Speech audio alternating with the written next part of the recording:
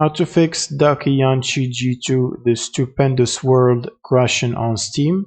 First, go to your library, right click on the game and open up the properties window, and then go to installed files and hit this button to verify integrity of game files, and wait for this process to finish as it might take a while.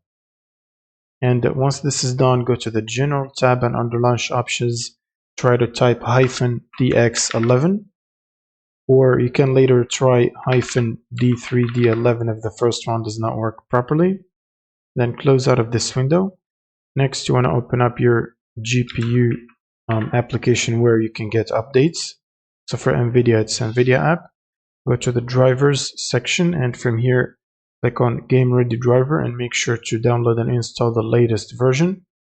You can also hit the reinstall button to reinstall it again if it's causing issues. Next, you want to go to the settings and disable any overlays that might be interfering with the game. So disable NVIDIA overlay like this.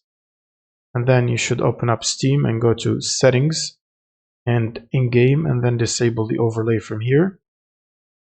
And later you can disable Discord overlay as well by going to game overlay and disable it from here, along with any other apps that might have overlays which cause crash with the game.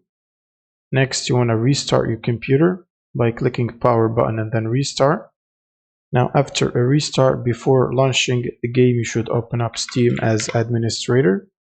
Right click on Steam and then click on run as admin, and then you can launch the game again, and that should fix the crashing problem.